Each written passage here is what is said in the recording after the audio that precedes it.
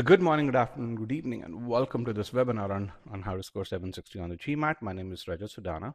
I'm one of the co-founders of e-GMAT, and I'm going to be a main host today. In this webinar, we're going to help each one of you understand the core principles of A, building a study plan, B, defining metrics, and C, executing that study plan. We are also going to showcase multiple success stories to really say what is it that they did and why is it that they became successful.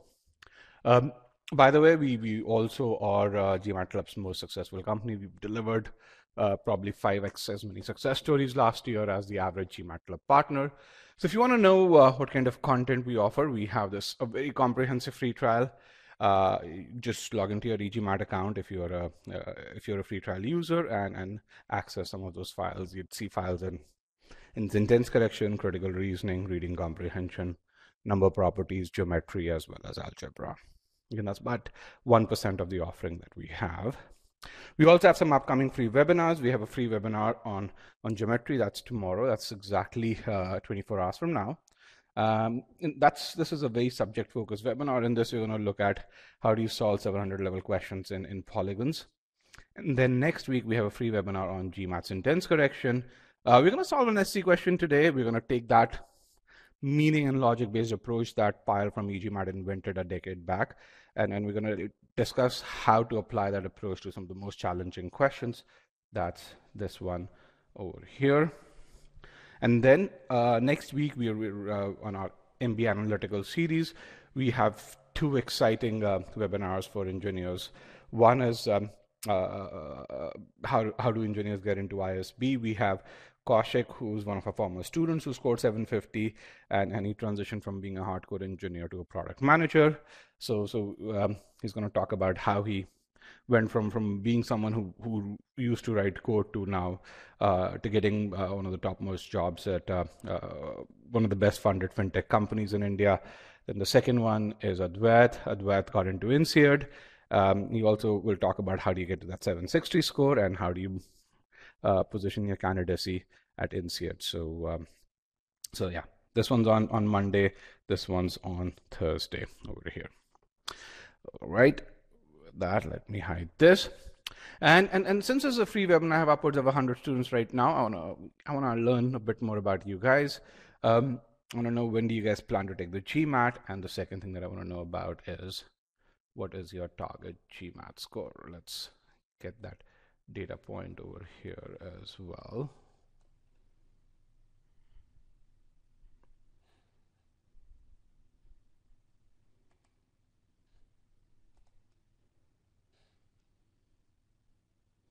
Let's get a few more responses on the target GMAT score side.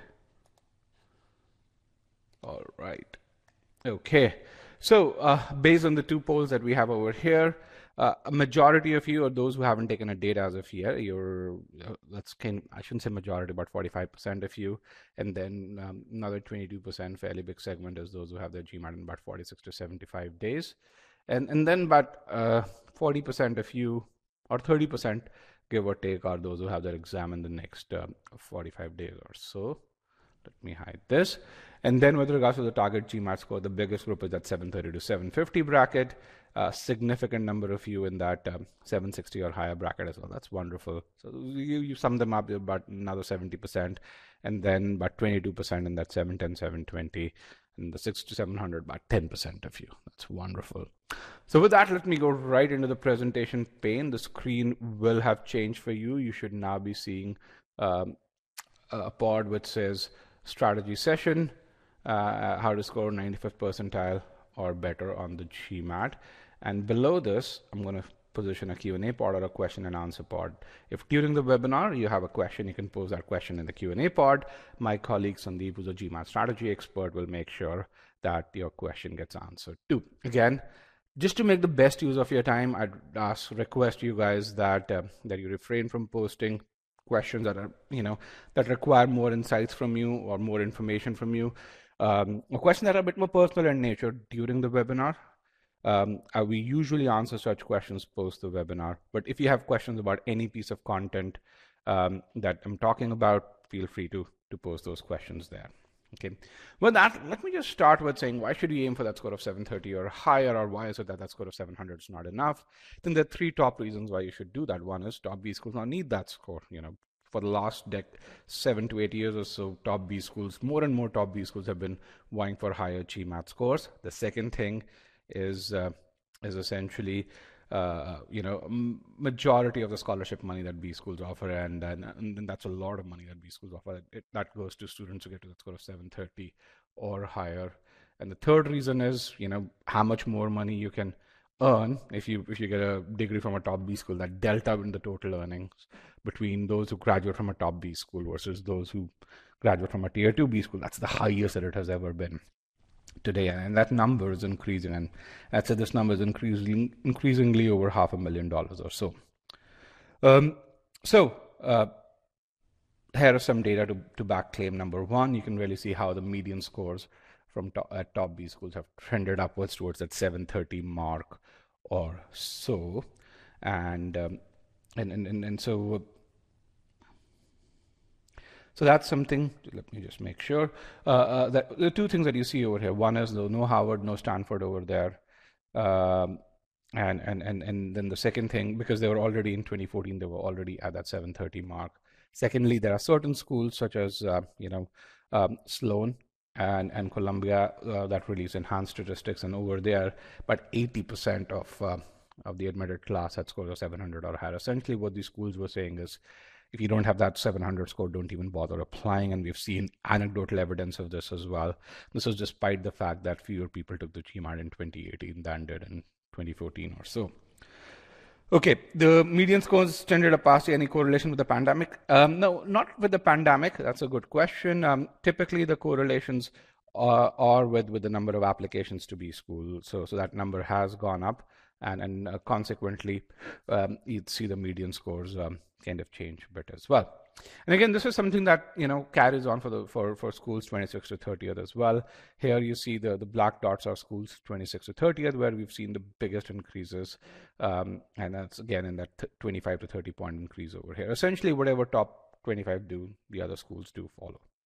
So this is statistical data. Here's some anecdotal data, and if you go to our YouTube channel, you're going to see a ton of anecdotal data over there. So a couple of our former students, Nishat and Praveet, both of them scored a 690, 680, and they were rejected by the respective B schools. So Nishant was rejected by 10 in Broad State, so Tuck's one school that will always give you feedback even when they reject you. It's a school that I love. I always recommend applying to Tuck if you're going for consulting especially. So Tuck told him, we love your candidacy, your GMAT score is not up to mark. So he improved, he prepared again, improved his score to 740, and this time he got a full ride from Ohio, as well as an Admit Plus scholarship from Columbia. Praveet 680 applied to a bunch of schools, didn't get a single interview invite, just updated that score to a 740 a day before the deadline for interview invites was, got 7 interview invites within 5 hours of updating that score. Again, she got a bunch of scholarship money, a total of about $280K total scholarship money or so, and she was able to get into Kellogg as well. KK or Krishnakant applied to 19 business schools, and with a score of 680 was rejected by each one of them.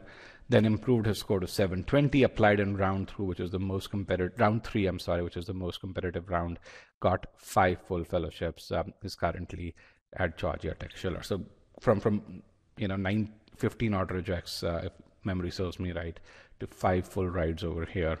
That's just an amazing journey. Okay. Bottom line is your GMAT score is way more important than it has ever been. A second reason, which is there, is scholarships. US B schools give out about $350 million worth of scholarships.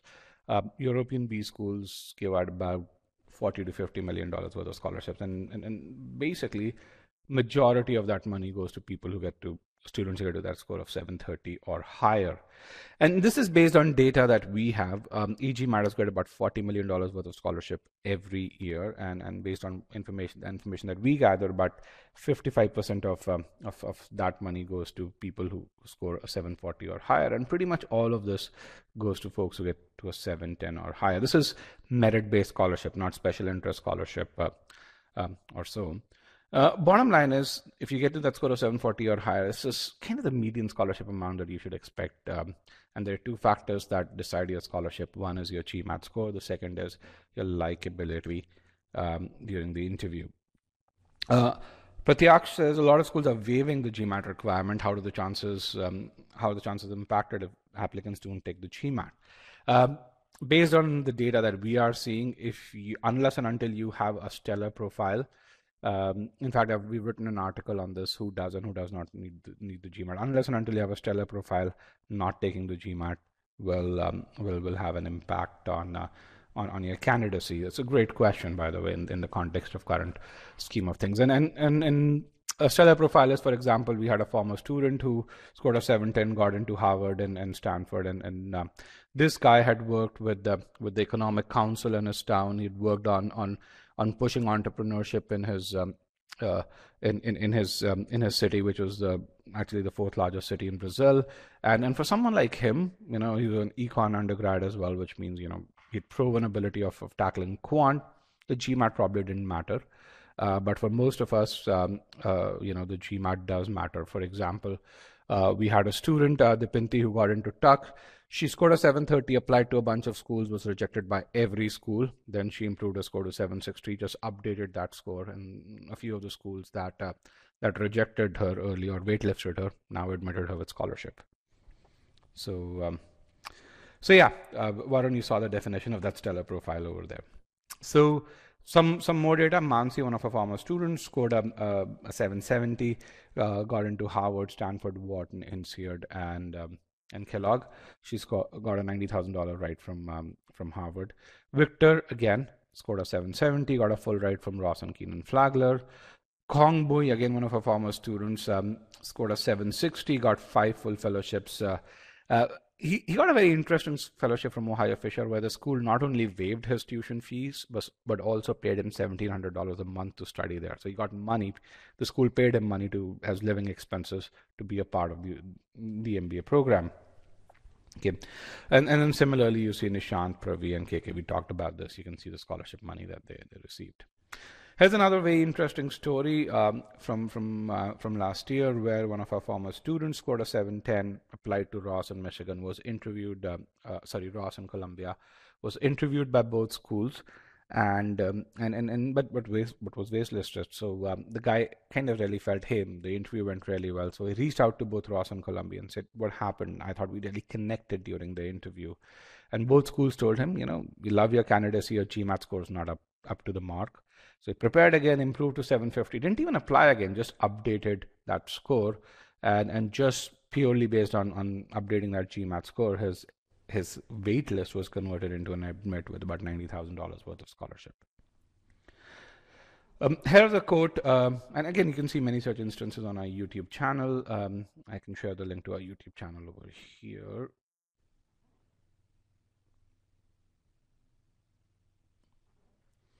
So you can see that we also post a bunch of questions every week or so. And here's a quote by John Fuller, who's the former admissions director at Ross. He says, someone with that 770 is way more likely, or much more likely, to get a financial award. Why? Because the school wants to buy that high GMAT score. Okay. The third, probably the most ignored reason why you should aim for that high score is the delta in total earnings. Bottom line is, graduates from top MBA programs are way more valuable today than they were a decade ago or so, or which is when I did an MBA. And to prove my point, I'm going to compare two schools, Babson and MIT. Babson Tier 2 school, MIT Tier 1 school. They're both 20 miles apart in the Boston area. And so about 60% of the graduates from both schools get employment within the New England area. So arguably they have access to a very similar set of opportunities. When you look at the starting salaries, they're off by about $40,000, and you look at the average sign-on bonus, it's off by about $20,000. And this is not even including the sign-on equity, which about 60% of the folks from MIT get. So bottom line is, even if you consider delta to be about $45,000 on average, because you're not going to get a sign-on bonus every year, that's about $450K without the sign-on equity or so. Okay. So 30 points, 700 versus 730 could lead to $500,000 in net worth for you. Okay, so Varun's question is, so these guys have just updated the GMAT score? Yes, just updated the GMAT score, and we have many such success stories on our YouTube channel. You can go watch those over there. It's the world's largest collection of GMAT and MBA success stories out there. So with that, let's talk about what does it take to ace the GMAT. And if there's one thing that I want you to remember from this webinar is acing the GMAT is about building ability. And this is a very different mindset than what most of you have, where when you think about acing the GMAT, many of you think about, I'm going to practice a ton of questions. I'm going to figure out how to attempt the test smartly. I'm going to figure out how to fix my timing. Those things are important, but in the context of acing the GMAT, this is 80, and all of these things combined are 20. And that's something that I want you to take care of. If you don't do this 80, if you fail over here, this doesn't matter. It's useless to do this. You might improve your score by 20, 30 points, but you'd go from a 620 to a 650, not a 700 to a 730 based on these things over here. And so that's one thing that I want you to take away from this. To prove my point, I'm going to really show you 3 different classes of case studies. One is just principle of how an adaptive test works. The second is data based on mock tests. The third is going to be actual GMAT data. Okay, so to set things in context, I want to define 2 terms. What is accuracy? Accuracy is, when you take a quiz, you get a certain number of questions correct. That percentage of questions correct is what we call as accuracy. And remember, accuracy is an absolute number, which means that you own it. It's not relative to someone else. So for example, you take a quiz, which is a 10-question quiz, and you get 8 out of those 10 questions correct. Your accuracy is 80%. Your ability could be 50%. Why? Because if 100 people take that quiz, each one of them gets 50 of them get 8 or more questions correct, then your ability is 50%. Again, your accuracy is 80%. It's an absolute number. The ability is what ability is how good you are compared to other test takers. If you were to put you on a scale, where would we put you on a scale? This is kind of what ability is. Ability, think of ability as rank, and if you think about it in that context, you'll have a much more clear idea what ability is. On the GMAT, ability is a true number. So just to prove why ability matters on the GMAT, what I'm going to talk about is an adaptive test algorithm, where on the y-axis we have a difficulty level of question that is served to you. On the x-axis over here we have question number on the test. And I'm going to compare 2 students here, student 1 and student 2. We call them case 1 and case 2. In this case, the student 1 gets the first question, median difficulty level, gets that correct.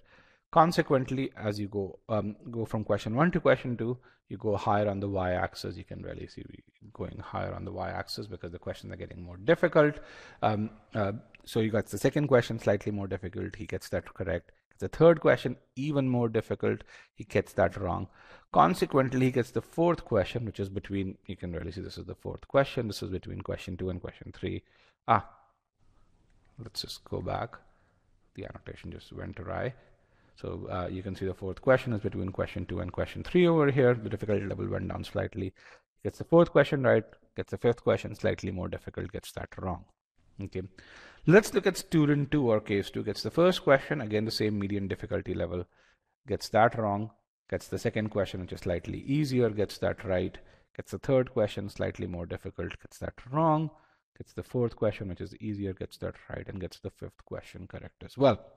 Now, if I were to end the test at this point in time, who do you think would be doing better? Who do you think would be doing better if I were to end the test at this point of time? Student 1 or student 2? If I were to just end the test over here, you will say, okay, time over. The test is done. Who do you think would be doing better? 5, 4, 3, 2, and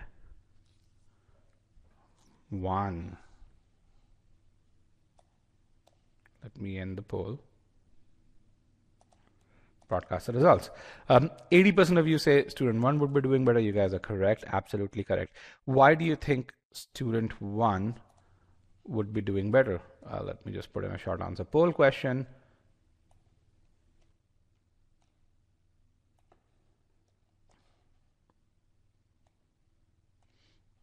Okay, you can type in your answers, press enter, and I'd receive those answers, and after I get about 20 answers, I'm going to broadcast results. That way you're not influenced by what others are saying. 5, 4, 3, 2, and 1. Let me broadcast results. And as most of you are saying, because you got more challenging questions, right? That's absolutely correct. Again, you can really see this. Your GMAT score is governed by your ability to answer these difficult questions correctly. That's really important over here. Okay. Now, can anyone tell me, you know, if I were to put all GMAT questions on a scale, and let's keep it a simplified scale, easy, medium, and hard, what is the ratio of points awarded to a hard question versus those awarded to an easy question? If I were to say hard divided by easy, what number would I get? Hard is to easy, or difficult is to easy. What's that ratio? Easy, medium, hard.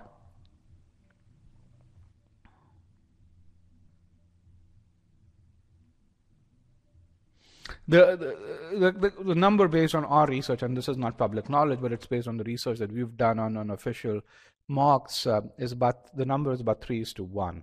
So a hard question is 3x as many points as an easy question, typically. So just to really tell you, you know, if you're coming from that CAT mentality, which is an Indian equivalent test or a school test mentality, all questions on the GMAT are not treated equal over here. So when you think about this, you know, student 1 got 5 questions. Each one of these questions is above the average difficulty level, barring this one, which was at the average difficulty level. Student 2 only got 1 question that was at the average difficulty level. Both of them identical accuracy, which is 60% accuracy overall over here. And so essentially when it comes to acing the GMAT, you have 2 challenges that you need to overcome. One is to make sure that the test does serve difficult questions to you. Why? Because on the test, there is a question picker, which looking at the history of questions that you've answered correctly, it's going to decide which question should it serve you next. The second challenge is, you know, when you get those difficult questions, you need to answer them correctly so that you continue to get difficult questions. Okay. So far, so good.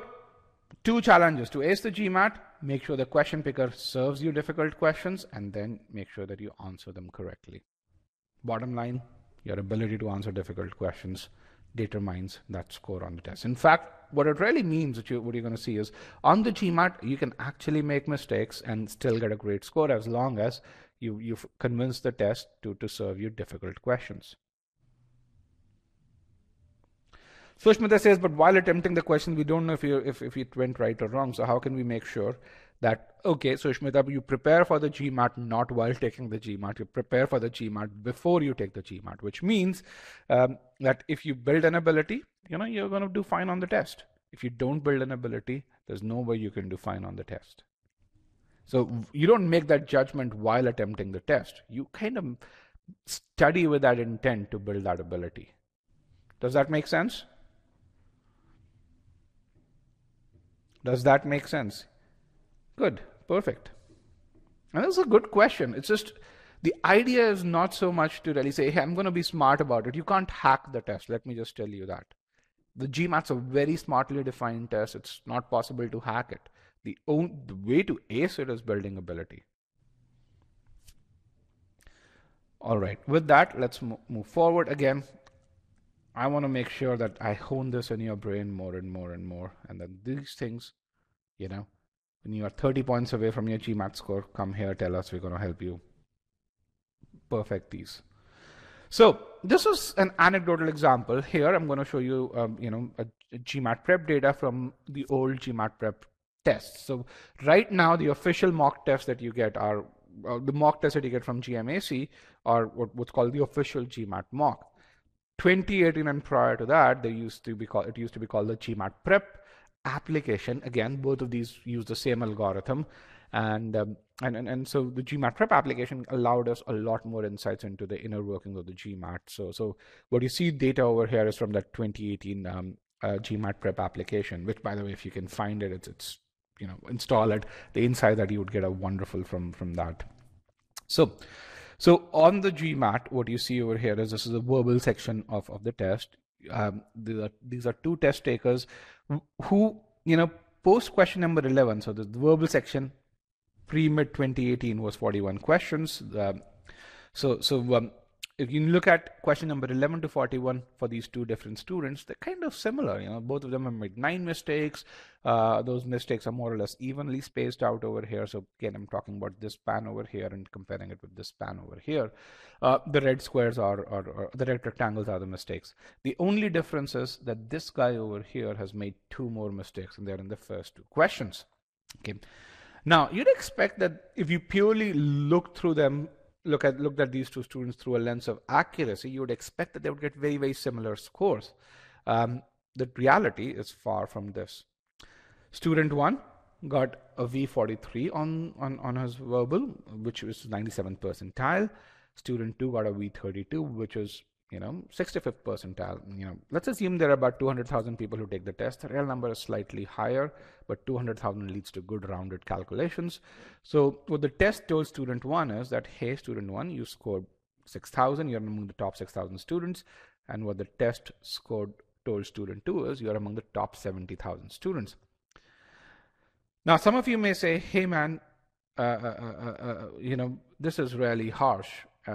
2 questions and a difference of what, 64,000 students between us. How many of you are really saying, hey, if I were to ask the question now, is the GMAT forgiving? What would you say? Is it forgiving, yes or no?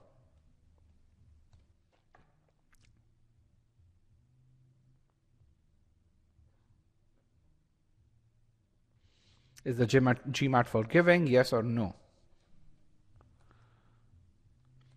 5, 4. Let's get to about 80 responses. I have 60 responses so far. Can we get to about 80 responses, guys?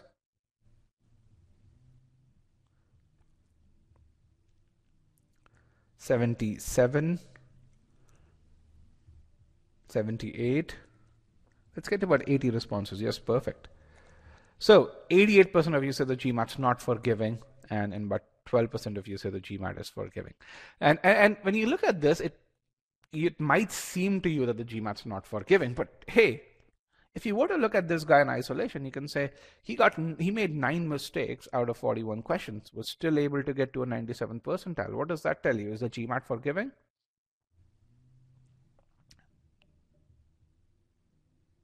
Nine out of 41 questions wrong, still 97 percentile. Is the GMAT forgiving? Yeah, it is. The thing which is there is accuracy when it comes to this on the GMAT is not a perfect measure. And that's something that you need to understand. The GMAT measures ability, and I'm going to talk about how does it measure ability. So let's kind of go back over here to our algorithm. Let's look at student 2. The student 2 got the first question, which is about a medium difficulty level.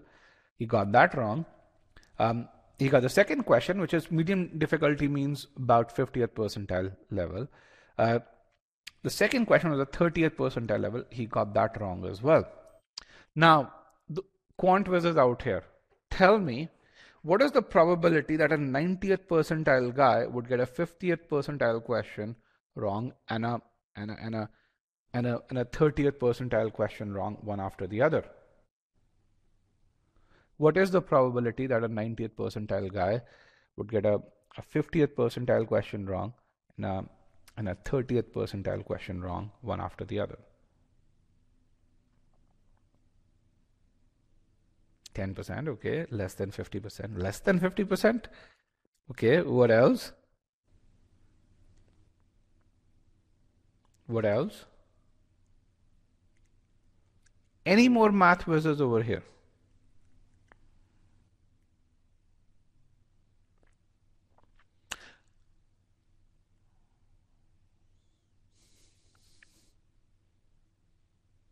What is the probability that you're going to get 5 plus 5 wrong? What is the probability that you're going to get 5 plus 5 wrong? Yes, it's very, very, very, very low. Similarly, the likelihood that a 90th percentile student, which means if you were to draw a bell curve around it, the median would be at 90th percentile for the ability of questions that he answers correctly. For him to get a 50th and a 30th percentile question wrong one after the other is less than 1 in 10,000. So at this point, at question number 3 over here, the testing algorithm really is saying, oh, this guy can't be a smart guy. Why? Because he's gotten these 2 questions wrong. So the third question that he gets is the 15th percentile. He gets that right. The fourth question he gets is a 20th percentile. He gets that right. 30th percentile gets that right. 40th percentile gets that right. 55th percentile gets that right. So essentially the test increases its difficulty level slowly. Okay. The student 1 or the case 1 got the first 5 questions right. Already at question number 5, this guy is getting 700 level question, and then he continued to answer them correctly. Okay. So that's kind of how the test works. Now, I shouldn't say that's exactly how the test works. It's a bit more complex, but in principle, that's how the test makes decisions. So now you guys look at these guys and say, hey, 2 questions and 66,000 people, 64,000 people between them. That's not how the test looks at it. Within the test, you have an engine running that's measuring his SC ability, that's measuring your CR ability, and that's measuring your RC ability. And then these measurements are happening independently of one another. And as the test measures his SC, CR, and RC ability, it ranks you on that. So for the test, the student 1, based on the difficulty level of question that student 1 answered, the student 1 was ranked at 95th percentile in SC, 95th percentile in CR, and 87th percentile in RC. Student 2, on the other hand, was ranked at 81st percentile in SC and much lower percentiles in RC. Okay. When you look at these students through that lens of ability, can you see that they look very differently? Can you look? Do you see that? And that's what the test looks at. What is SC, CR, and RC? SC is intense correction, CR is critical reasoning, RC is reading comprehension. These are the 3 subsections that constitute GMAT verbal. Okay. All right. So Sarat says, does it mean that how we start the exam matter the most? No, it doesn't. I mean, for those of you who really say if you start badly, the test is not as unforgiving. No, I mean, for this guy, had he continued to answer these questions correctly, he would have been able to get to that 90th percentile. The truth is, this guy didn't have that ability, that 90th percentile ability. Both of these guys are our students. This guy got a V44 on the real test. This guy got a V35 on the real test. And you think about it, the GMAT prep estimates were pretty well aligned with what their actual abilities are. Okay. So I mean, all of those things, the initial questions matter the most, or the test is unforgiving. No, that's not the case. This is a beautifully designed test. As long as you have ability, as long as you take the test in a manner similar to how you practice questions, you should be fine. But if you don't have ability, you can't trick the test. Okay. Why is the rank different? The rank is different because this guy answered more difficult questions correctly. So it proved to the GMAT that he or she has higher ability in SC than this particular guy who wasn't even served that many difficult questions to begin with. So again, when I say your GMAT score is governed by your ability to answer difficult questions correctly, what I'm trying to tell you is make sure the test serves difficult questions to you. Make sure you build that ability to answer those correctly. That's all that matters. Okay. So what abilities does the GMAT measure? Actually, let's just look at this. What abilities does the GMAT measure? Can you guys see a diagram on the screen which shows SC, CR, RC, and AR algebra? Perfect. So when you think about the GMAT, you think about the score out of 800, and that's what I call as an outcome score. It's not a causal score, it's an outcome. What truly the GMAT measures are, 3 abilities on the verbal side and 2 abilities on the quant side.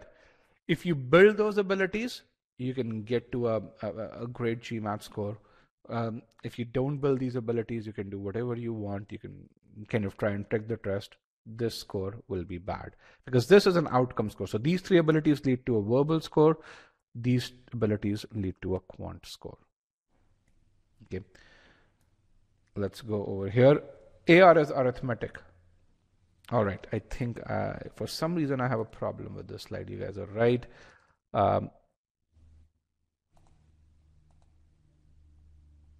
Hold on.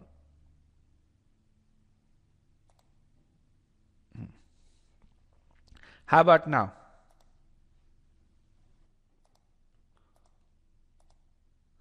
So how about, can you see acing the GMAT is the same as building ability? Perfect. That's good. Sorry about that, guys. So again, when you're thinking about preparing for the GMAT, you have to ask yourself this question. What are the ability scores that I'm aiming for these subsections? SCCRRC, algebra, and arithmetic. Okay. All right. Why is the tool doing? How about now? Acing the GMAT is building ability. Perfect. Okay. So, sorry about that, guys. So let's kind of look at this. So we saw how the algorithm works. We saw the GMAT prep data. Now I'm going to show you some actual enhanced score report data. So this is actual exam data. One of our former students improved from 520 to 710.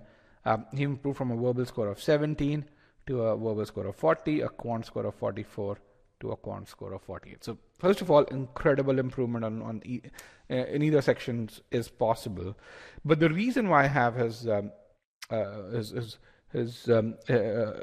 case study over here is because of the details on his attempt. What you see over here is this guy also made a number of mistakes over here. So for example, he got half the questions wrong in the last two subsections, but he first proved to the test that he has the ability to answer difficult questions correctly. So in the first block, he was almost perfect. In the second block, he was really good as well. So by this time, the test was only serving him difficult questions and the most challenging questions. Why? Because the test already knew he can answer easy and medium questions correctly, and even medium hard questions correctly. And when it comes to difficult questions, you're bound to make mistakes. So he made mistakes over there, but he was still able to get a V40, which is 91st percentile on verbal. So this is 12 out of 41 questions. He still got a 91st percentile on GMAT verbal over here. Now, let me, for those of you who want to download his ESR, he is number 5 Axel. You can click on him and you can go download his ESR as well. So with that, let's kind of go into creating that study plan. And so I want to ask you this question. What does a study plan do and why do we need one? So why don't you tell me, what does a study plan do? What's the purpose of a GMAT study plan?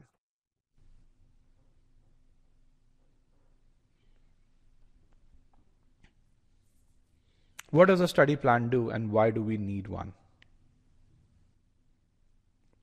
What's the benefit of having a study plan versus if you didn't have a study plan? Really important question to ask. You can achieve your goal without a study plan. Okay, avoids randomization, achieves targets timely, personalized approach to attain a goal. Okay, but what's the benefit of that personalized approach? Sorry, focus on key areas. Yeah, failing to plan is planning to fail. A lot of our students have said that, but why is it? What's the reason behind it?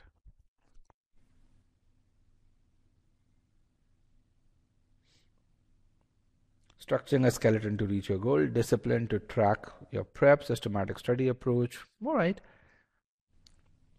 So here's how we at e-GMAT think about your study plan. Let me just look at this. So when we ask you to build a study plan, or when we build a study plan for you, we try and answer these 3 questions. One is, I want to make sure that I have a vision of how will I reach my target GMAT score. Okay, so I want to be able to really visualize this in the next 3 months. This is the sequence of learning that I'm going to have. This is the sequence of practice that I'm going to have. And this is how my ability is going to improve. I want to be able to visualize that. That's number one for me. The second thing is, what's an appropriate amount of time? Once you have those milestones defined, what's the appropriate amount of time that I need to achieve those milestones? That's number two. Okay. And then the third thing, which, and each of these questions is actually more important than the preceding question. The third thing is, where do I need to put in this time? Am I learning content? Am I practicing questions? Am I achieving test readiness? If I'm practicing questions, what kind of questions am I practicing? If I'm learning, am I first learning concepts and then learning how to apply those concepts, or am I just learning concepts? A study plan for me answers each one of these questions in good comprehensive detail. At a very high level, does this seem different than what you guys were writing? Does this seem different? At a high level, yes, no? You guys can type it. One person says yes, no? Okay. For those of you who are saying no, I'm going to actually demonstrate, and then I'm going to ask you, is your study plan anything similar to what I've talked about over here? And then we're going to ask this question once again. Okay. So to do this, what I'm going to do is I'm going to take a case study of two students, Chase and Abby. Both of these students have a starting score of 600. Both of them want to get to a 740. Okay. Now, Abby is someone who has more balanced starting scores, where Abby's starting quant score is Q42, her starting verbal score is V31. Chase is someone who's much more strong in quant than in verbal. His starting score is Q49, and his starting verbal score consequently is V23. Now, by the way, if you don't have a piece of paper, get a piece of paper, because we'll be writing some numbers over here. So let's kind of let's have some fun. Who do you associate more with? Is it Chase or is it Abby? How many Abbies and how many Chases do we have over here? Balanced quant and versus verbal scores versus strong in quant and strong in verbal. Strong in quant and weak in verbal. I should have had a third case study, strong in verbal and weak in quant as well. All right, but half of you are Abby, half of you are Chases. That's good. We have a few quant whizzes in this case, and then we have a few folks who are more balanced. That's good. So let's kind of hide this one, and let's bring this poll over here. I'm going to reopen the poll. So the first thing you've got to do is, when you say I have a Q42, you've got to get those subsectional ability scores. Remember, your GMAT scores composed of 5 subsectional scores: arithmetic, algebra, geometry, SCCR, and RC. And to make things simple, what I've tried to do is I've tried to make these subsectional scores very, very similar as they can get. In reality, this is going to be a one-off case. It's very less likely that you're going to be at a 42 in arithmetic and algebra, geometry, or around that 60th percentile ability in SCCR and RC. So that's going to be not as likely. Most likely will be the strong in SC or in RC or in CR, and then relatively weaker in other subsections. But just so that you guys don't have to keep a lot of numbers in your brain, I've tried to equalize this. So these are Abby's starting abilities. Similarly, Chase is that 72nd percentile in both arithmetic and algebra, geometry, and around the 35th percentile in SC, CR, and RC over here. So clearly, these individuals, both of them, even though both of them are starting at the starting sort of 600 and want to get to that 740, these are very, very, very different individuals. Okay. So, and the answer to each of these questions is no. They don't need to achieve the same quant and verbal scores. In fact, that would be counterproductive.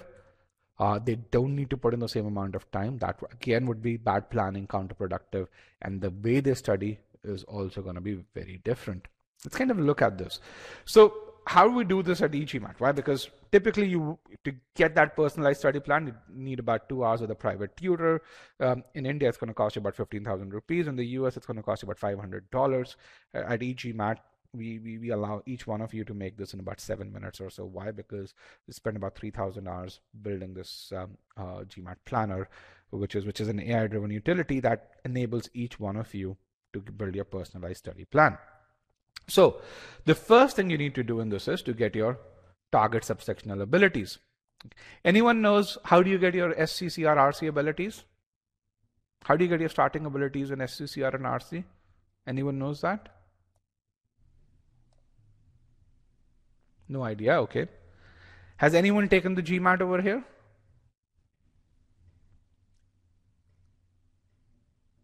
Yes. If you're an e-GMATer, take a Sigma X mock. There are 2 ways to get these subsectional abilities. One is you spend $250, take the real GMAT, and then spend $30 to get an ESR. And enhanced score reports will give you these abilities. That's kind of the origin of these. The second is we offer a mock test called a Sigma X mock. It's the world's only mock test that gives you subsectional abilities, and you get those abilities over there. Okay, so you get those abilities from a Sigma X mock, and we offer 1 practice test free of charge over here for those of you. And you think, why is it that people don't offer subsectional abilities when on the real GMAT you get this? So here is the Sigma mock. You can click and book it for you. So you get the starting abilities. Then you put those in the PSP, and in the PSP, it looks at the various combinations to get to that 740 score. There are about 12 combinations to get to that 740 score. It finds the most optimum one for you. For Abby, it has determined that Abby should get a Q48 and a V42. That's the most optimum combination. That's the combination which A, she's most likely to achieve, and B, she's going to get there in the shortest amount of time. So when you think about this, you say, hey, it seems right? Why? Because Abby's starting at a Q42. It doesn't seem right for her to go to a Q50. Q50 is for quant whizzes. Clearly, she's not a quant whiz, and accordingly, on the verbal side, she's strong, so she should aim for a high verbal score. Okay. Then it takes your starting abilities and your target abilities into account. Takes into account how many hours you're going to put in every week, and you can really customize it by every day of the week. And it estimates how much time do you need to study SC, how much time do you need to study CR, how much time do you need to study RC, and so on and so forth over there. Yes, Margaret, the Sigma X mock is a full length mock. It doesn't have AW and IR because the goal is for you to get your verbal and quant abilities, but on verbal and quant, on these sections, you get 31 and 36 questions. So 36 and 31, verbal 36, quant 31. Okay, so it gives you these timings over here. And so again, so you if you're Abby, you get complete clarity into what are your starting metrics, what are your target metrics, and how much time are you going to study to achieve those metrics over there. Okay. It does the same for Chase too. Remember, Chase was starting at a Q49, very low verbal score. So for Chase, it says, hey, get to a Q50. It doesn't recommend a Q51 because Q51 is touch and go. So it tops out at a Q50, and accordingly it says you need to improve to a V40 if you want to get there, and then it puts in the abilities over here. Now you can customize all of this, and there's AI built into it. So if you were to really say, hey, I want to aim for 97 percentile in SC because I love SC, accordingly it will reduce your RC and CR abilities. So you always get to that V40. So there's a bunch of neural networks built into it over here. Accordingly, where Chase spends his time is very, very different. You can see he's not spending as much time in quant, and he's spending way more time on verbal, about 3 weeks per subsection on verbal over here.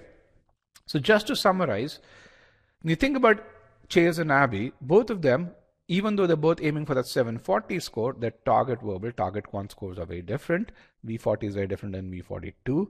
Q50 is very different than Q48. But that's not the biggest difference. The biggest difference is the system's telling Chase you need about 9 weeks in verbal, which is about 50% more time than what Abby needs. And even though you're aiming for a slightly lower score. Similarly, the system's telling Abby you need twice as much time in quant than does Chase. Now, there are two very important things over here. Even though Abby is starting at a V31, she still is spending more time in verbal than in quant. Why? Why do you think Abby is spending more time in verbal than in quant over here?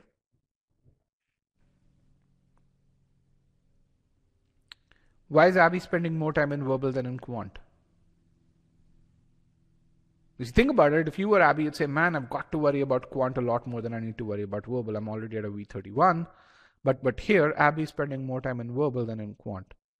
Yes, to leverage her strengths, to take advantage of her ability. The strength is verbal. If you are Google and you want to increase your revenue, you've got to have more engineers working on the search business. If you are Microsoft, you've got to have more engineers working on Azure. Okay, you've got to leverage your strengths. When it comes to Google and Microsoft, these answers are clear. But when it comes to you guys, that's not how you think, right? You'd say, hey, quant is my weakness. Let me focus on spending more time on my weakness because I've got to address that. But if you don't quantify the extent of improvement you need, if you don't focus on, okay, how much do I need to get to that 740, you might end up making the wrong decision. That's very important. Make sure you get the right decision over there. Okay. Chase, on the other hand, needs to understand how much time he needs to spend in verbal. Why? Because verbal, he's very, very weak in verbal. And if you are Chase and you budget 6 weeks when you actually need 9 weeks in verbal, what's going to happen?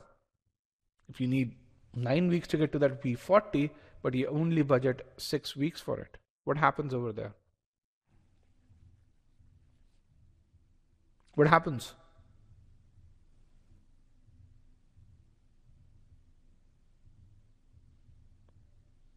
If you're supposed to do a task when you need about 10 hours to do a task and you say, I've got to do it in 5 hours, what happens? What's your behavior? You rush through things. And you rush through things, you focus on completing things. You don't focus on building ability. When you focus on completing things, you don't get to that desired score, especially if you're aiming for that 740, which is in the top 3 percentile.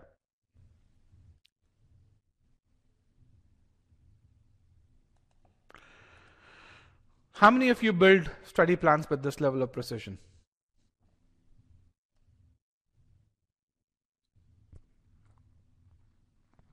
How many of you do that? Not yet. Kinda good. Kinda is good, but not yet. If you need help building that study plan with this level of precision, we have some mentors where we can help you build these study plans. So you can click on this over here, and you can really see as you go there what kind of problems you're primarily facing. That way you're paired with a proper mentor and answer the relevant questions. Okay. All right, I'll give you some of you the chance to fill some of those questions out, so that I think about 15 slots only, so that you reserve those slots.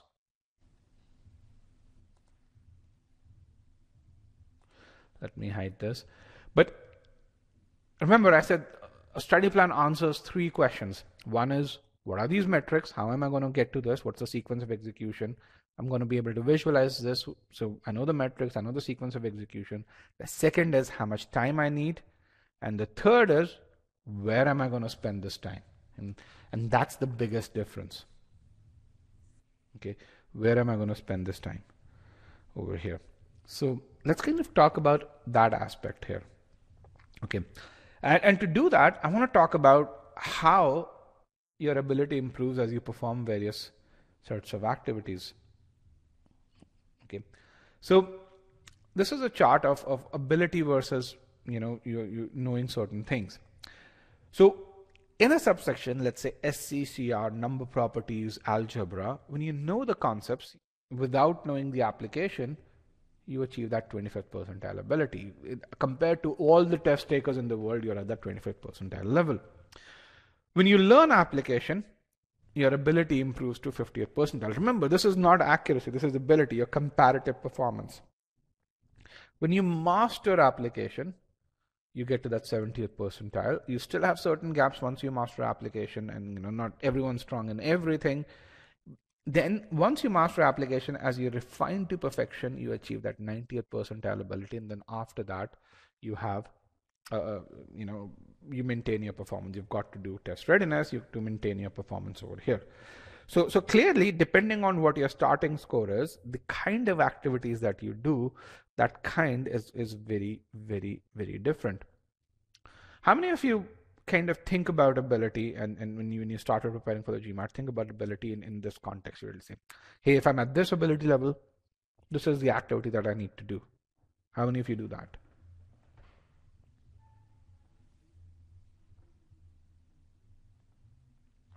How many of you think about ability with this granularity? Not yet. I want you to think about it. Why? Because it will help you decide what kind of activities do you need.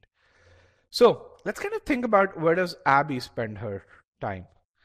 Where do you think Abby would spend her time if her starting abilities on the verbal side are around that 60th percentile? Which stage is she going to spend her time primarily if she has those 2 weeks in SC, 2 weeks on CR, 2 weeks in RC? Where do you think Abby would be spending her time? Which stage? Learn concepts and application, mastering application, refine to perfection, or maintaining that?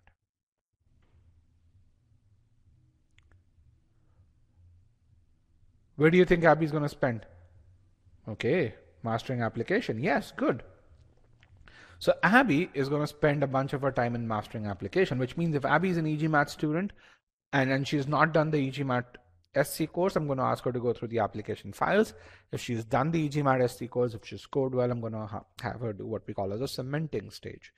Depending, I'm not going to have her, watch concepts, because the fact that she's at 60th percentile in SC means that she already knows most of the concepts over there. And then as she solves questions in Scholarinium, the stats would tell her which concept she needs to revise. So the analytics will already tell her. So I'll have her spend time on mastering application and refining to perfection over there. Okay. And on the Quant side, although, she's going to do something which is completely different. She's not trying to refine to perfection. She's not aiming for a Q49, Q50, or a Q51. So she's not going to try and solve the most challenging questions in Quant. She is going to focus on first learning the concepts and application, and then mastering application. So it translates into an e-GMAT activities, cementing medium. That's what she's going to focus on after learning all the concepts. And again, when you think about it from a data-driven standpoint, you have clarity on what you need to do. You have clarity on what you need to study. You also have clarity on what you don't need to do, and that's really important. Okay, how do you refine a concept to perfection? That's where test readiness quizzes come in, Sanchita. If you're an e-GMAT student, write to us and we'll send you how to refine a concept to perfection. And what else do you need to do before you get to that stage? What do you need to prove to us? Okay. Now, Chase, where's Chase going to spend his time on the verbal side of things? Where do you think Chase is going to spend his time?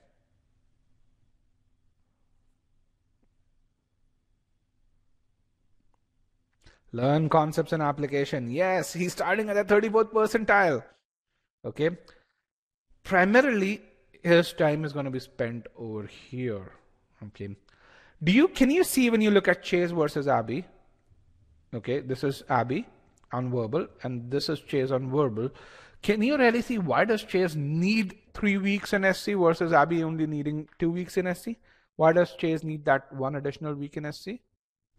Because he has to do that learn concepts and application stage.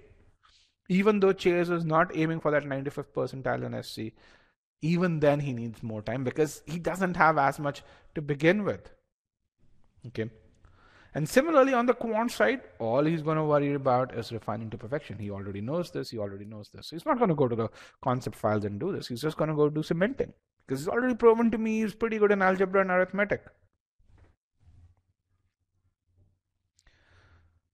Again, the key thing over here is doing this, taking that sigma x mark up front and going through that PSP is really important. Why? Because it'll ensure you know what metrics you're aiming for. It'll ensure that you know what you're not going to do so that you don't waste your time. So even though both Abby and Chase are aiming for that 740 score, their path to that 740, the time required to reach that score, and the components of e-GMAT course that are used are completely different. Okay. I want each one of you to experience this level of personalization as you do this. Why? Because if you do this, it at least doubles your chances of aiming to that 740 score or higher. If you don't do this, you end up spending time on the wrong things. You end up spending more than time. You end up spending energy on the wrong things.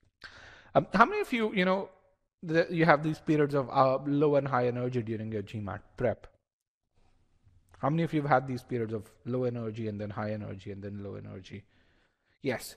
You want to make sure that when you have those periods of high energy, you're tackling the most significant challenges. Why? Because that's when you're in the best mindset to tackle those. Okay. And which means you don't want to waste your time in your GMAT preparation. Okay.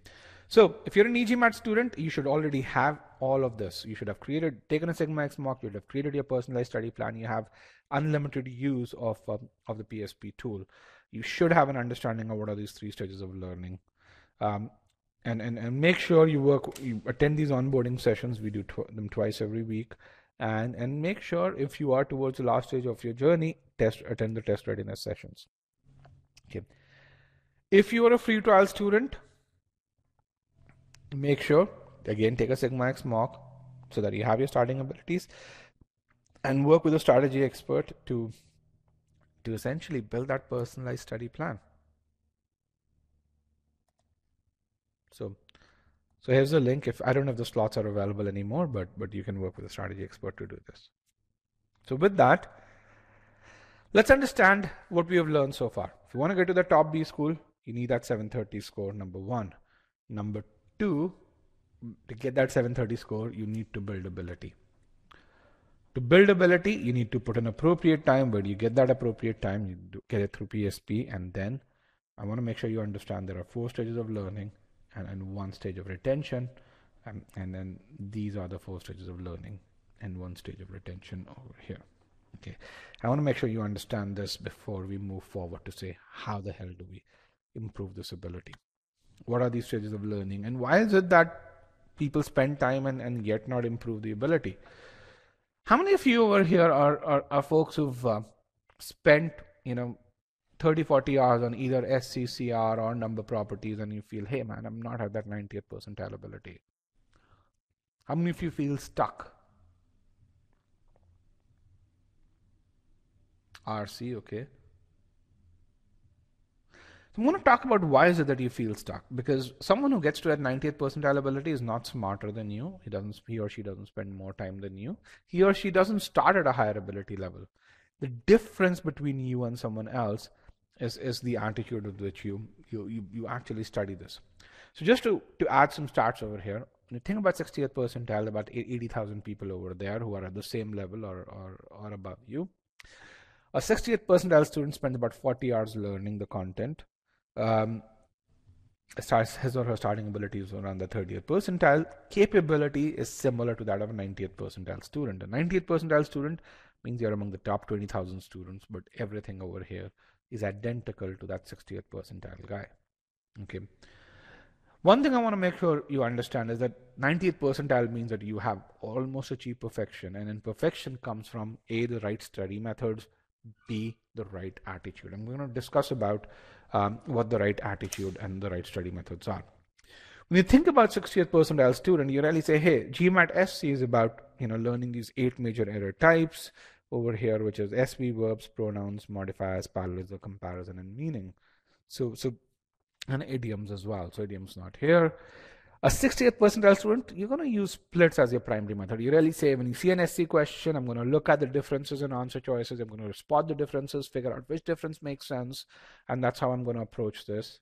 Okay, for you kind of look at meaning if you can't figure out anything else. If you're a 60th percentile student, you'd use an online course which is built on a book-based architecture, which means that the number of feedback points that you get during learning are about between 7 and 10. When I say feedback points, you take an SV chapter, you get a quiz at the end, that's a feedback point for you.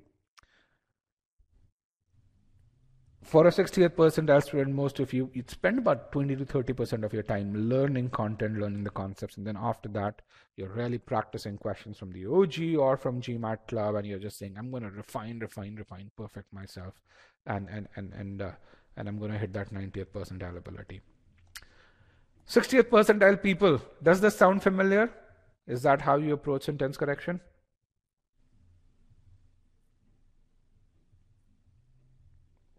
Okay.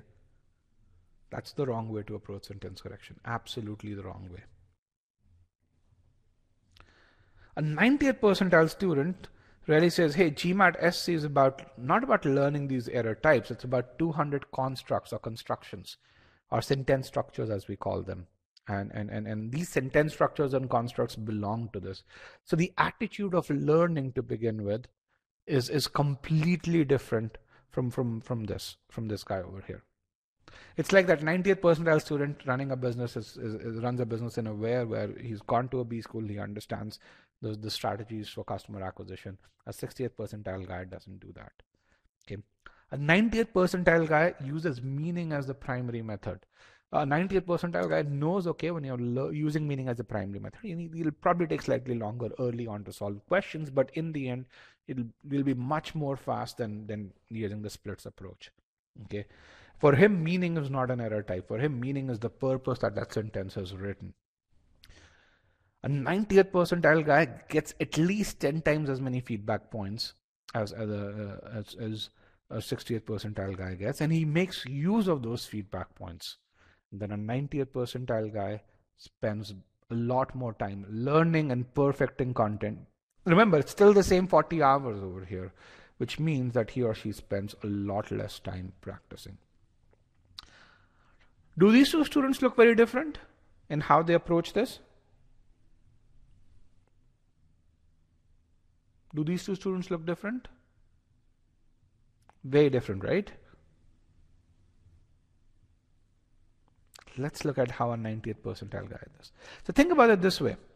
If GMAT SC tests about 200 constructions, these are constructions, not concepts. A lot of people really think, hey, what is a concept? They associate it with subject verb. Subject verb is merely a rule.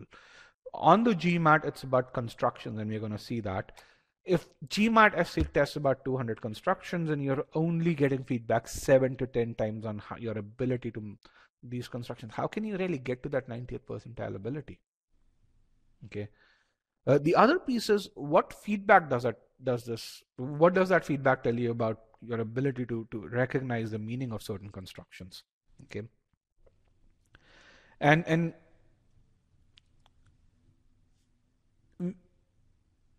the third piece is really important is, when do you learn to apply these concepts? Everyone knows subject verb must agree in number. Subject verb must exist.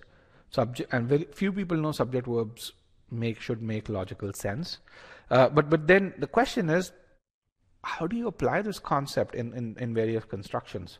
Especially when subjects and verbs are separated, especially when they have lists or modifiers in between them. How does that change stuff? And you're going to see some of it in an example that we're going to do over here. So when do you learn how to apply these concepts? When you're learning just these core concepts, or after you've learned concepts and you've learned all kinds of modifiers, all kinds of tensors, all kinds of comparison, and then together. And then these are questions you need to ask yourself. And as you ask yourself these questions, you're going to find, hey, studying using the old book-based architecture where you get very little feedback is probably not the most optimal way of studying. Okay, so when it comes to that 90th percentile, where you falter is that mastery of application, and we're going to demonstrate that mastery of application. But just to really tell you on our platform how much feedback you get, when you're learning concepts, you get about 75 personalized feedback points. When you're learning application, just during this learning stage, this is learn concepts, learn application, you get another 23 personalized feedback points. When you're in the mastering phase, which is where you're on Scholaranium, you get 30 to 50 personalized feedback points. And then, of course, you take the mocks and the test readiness quizzes, between 5 and 10 feedback points over here. So just in SC, this is just in SC, not in CR, not in RC, not in number property, but just in SC, you get about 160 or so feedback points over here. So here is a question. We're going to solve an SC question just to demonstrate what these constructions are and how concepts and constructions are two concepts which are fairly distinct. So I'm going to serve an SC question to you. I want you to take 2.5 to 3 minutes to answer this question. So I'm going to give you ample time to answer this question, and and then we're going to look at this, and we're going to see how we answer this question. Okay, so here is the SC question. I'm going to mute myself for 2.5 minutes, and let's see how we go about answering.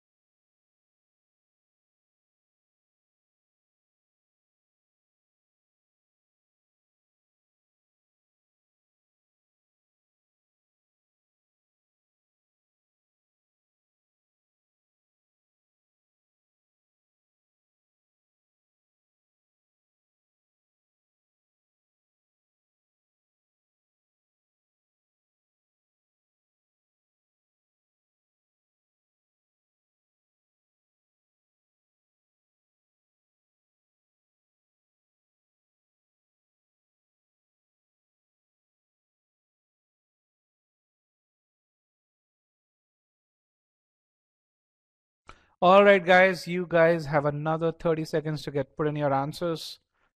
Another 30 seconds. Let's get those answers in.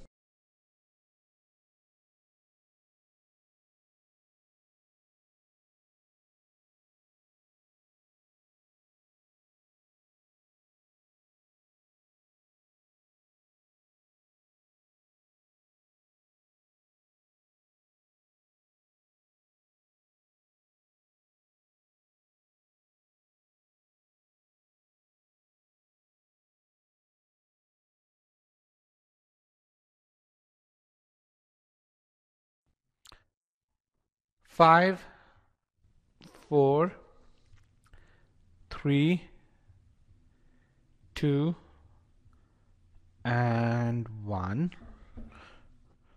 Let's put those responses in. I still have fewer responses than I'd like. It's just about 60 responses here, guys. Let's get a couple of more responses. Come on. This is what I call as a very low risk environment. There's no risk to get a question wrong. There's only benefit. You'd get feedback on it. But with that, let me end the poll. Let me broadcast the results. And what you see is choice C is really popular. Choice E is quite popular. And as is choice B and D. Choice A, people don't like choice A a whole lot over here. Also, I saw a couple of questions on the poll. What is the feedback point? I'm going to discuss that with you guys over here in about 10 minutes or so. So with that, how did you feel about this question? How did you feel about this question? Tricky, okay. Brainstorming, tricky. When you look at this, when I'm going to solve this question, you're going to find, hey, there's only one choice that makes sense. Every other choice is wrong on good logical counts over here. It's meaning focus, yes. Essentially, there are very few splits that exist in this question. The choice A says the church coined, and it has this term, a contrasting term, but over here. Choice B actually goes with while over here. It's contrast. Choice C has while.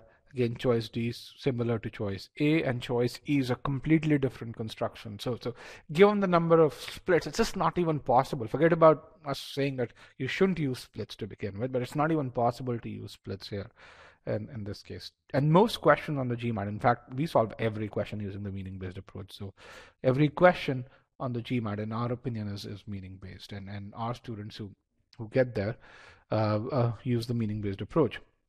So let's look at the first step in the meaning-based approach is to figure out what is it that the author intends to communicate. And to do that, what we do is we have this technique called strategically pausing at appropriate points so that you understand what the author is trying to communicate over here.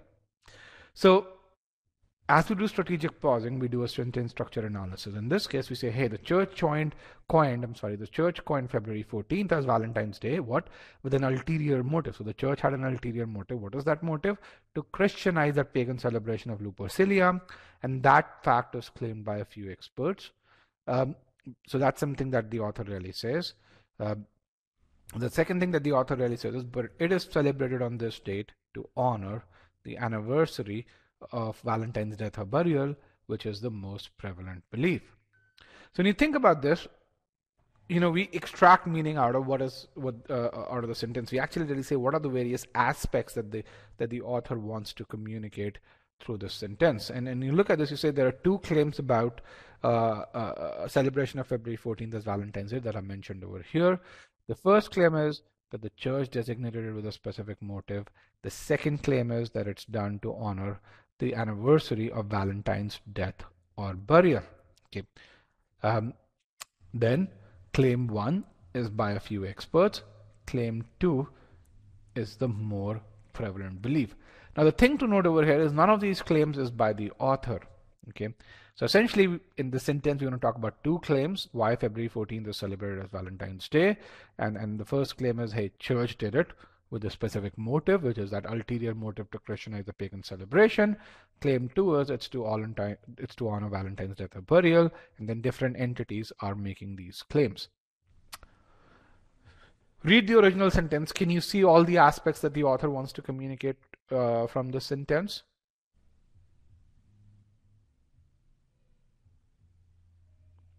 Can you see this? Yes, no?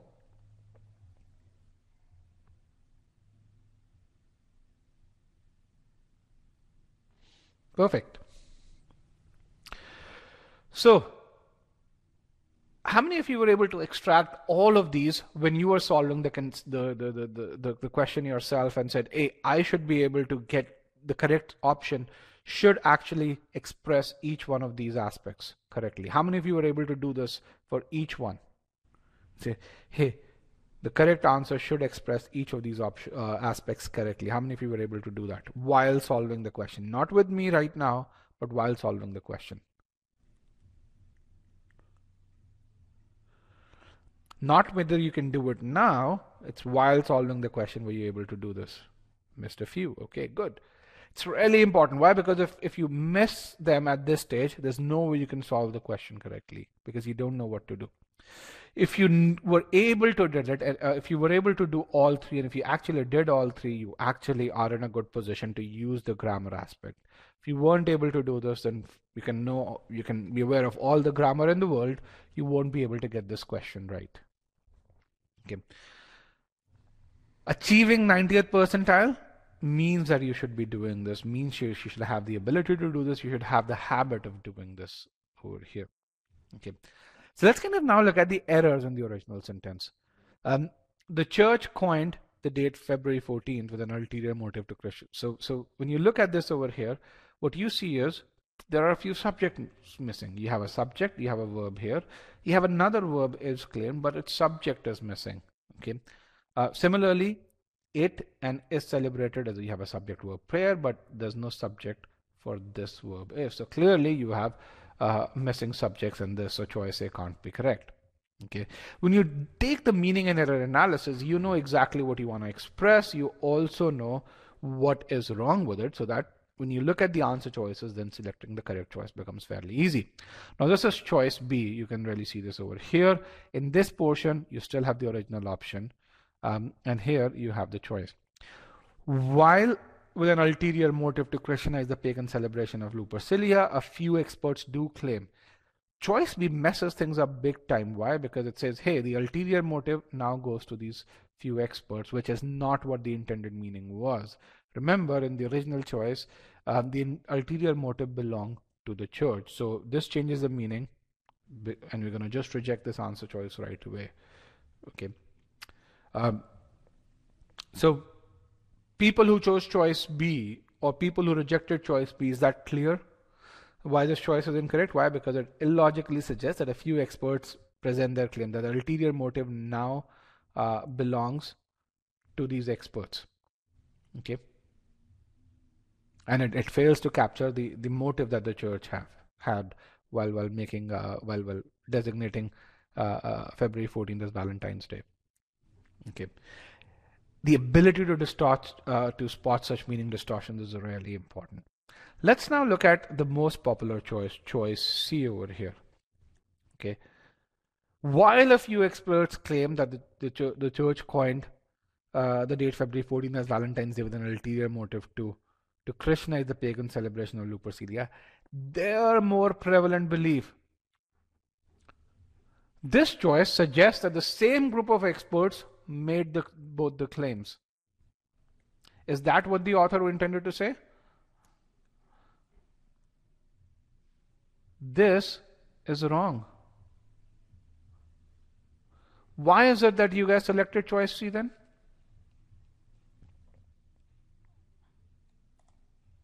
Why did 45% of you select choice C? This is how you guys polled.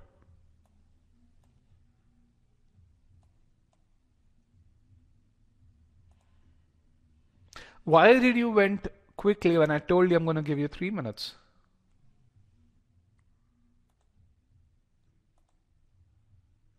Again, meaning is really important.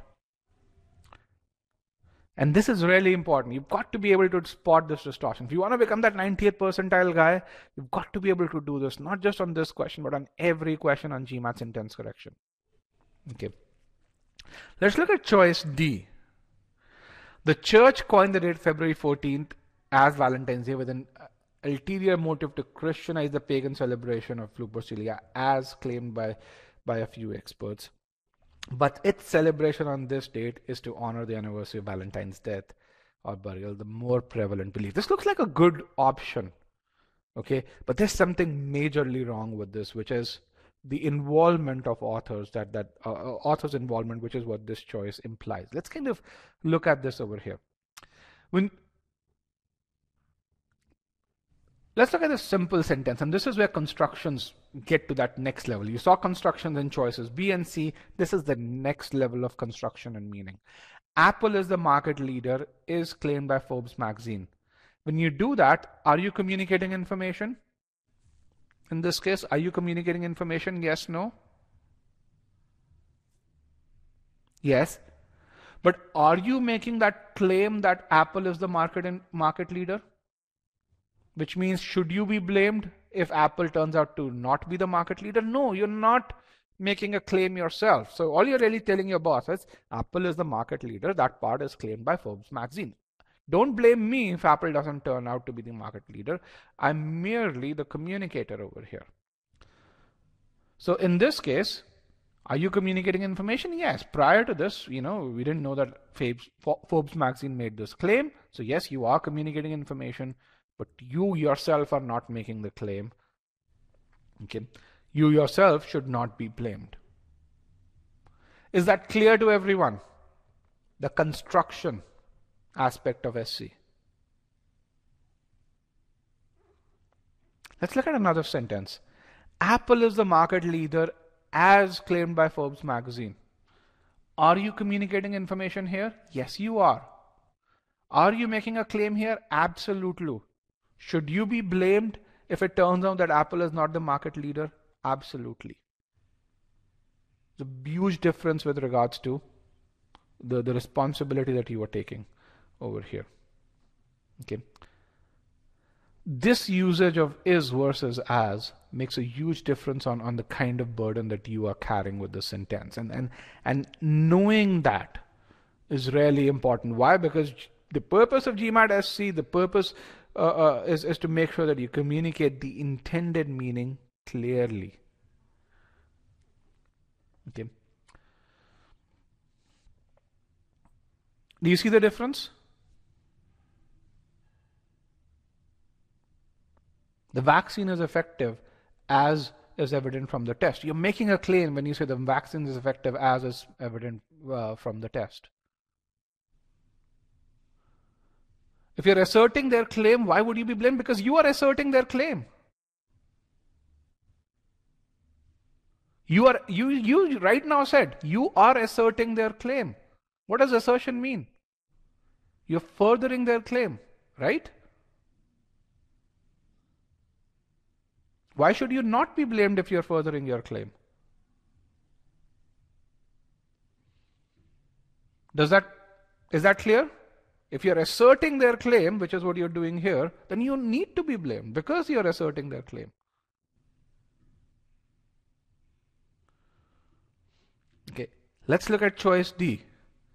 In both these cases, as claimed means that the author agrees with this, but its celebration on this date is to honor the more the more prevalent belief.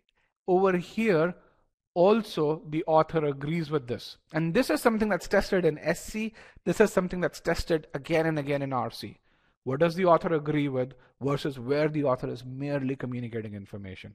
You want to hit 90th percentile in either of these subsections, you've got to understand the various constructions in which the author communicates versus in which the author just is making a claim by himself. Okay, really important over here. Because of this, choice D is wrong. Choice D is actually incorrect over here. Which brings us to the correct choice, which is about 28%. That the church coined February 14th is claimed. That is claimed by a few experts. The author is not taking a blame.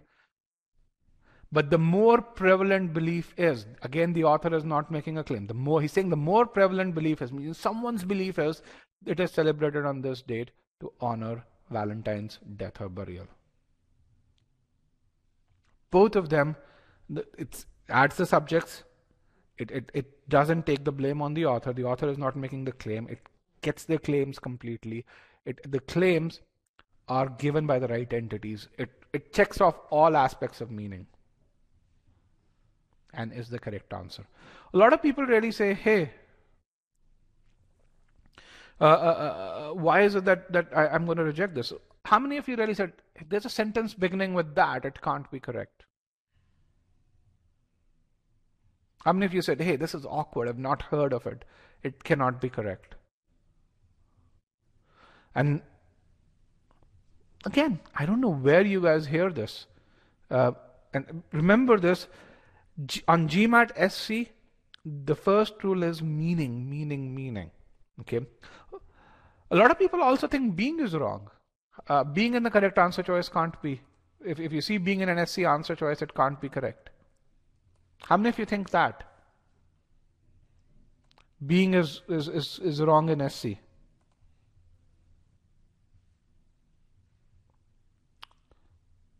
How many of you think being is wrong in sentence correction? No, it is not. In 2012, we wrote an article where we cited about 6 questions where being is a part of the correct answer choice. Most of the time being is wrong. Let me tell you what GMAT score are you guys aiming for? Or most of you are aiming for? Can you put in that answer? 750, 760. What percentile is that? What percentile is 730 or 760? 97, 96. 90. So you are aiming for a GMAT score that most people will not get to, which means you will likely see sentences that most people will not see. Okay. So when you're doing SC, please don't apply stats. Apply stats when you're doing stats, not when you're doing SC, especially when you're aiming for that high GMAT score. Does that make sense? If you want to get to that 97 percentile, 98 percentile, you're going to be able to do things which most people can't do. You want to be in the top 4 percentile of students, which is what you have to tell yourself when you're studying at that 8 p.m., 9 p.m. in the night, and you're saying, let me just go watch TV. And what did I say? I'm trying to achieve something that most people in the world only dream to achieve. So I've got to put in that effort. I've got to study harder. So a lot of people think this is wrong. For 3 reasons. One is they say something starting with that's off. The other thing we really says that there should be a that over here, and that's why they kind of look at this without worrying what is the meaning. The third thing is claimed over here. They look at this and say is claimed as passive. Passive is always wrong on the GMAT, which is, again, a lot of people have these misconceptions. I don't know from where. And no, passive is not always wrong. There's a reason why passive voice exists in the English language. It is supposed to communicate information without really taking ownership of it. And there's a purpose of it for this one. So it's really important that you start everything with a meaning-based approach. The second thing that's really important is that when you get a question wrong, don't just sit and really say, man, I got a question wrong. I don't know if I'm going to get that 97 percentile. Learn from it.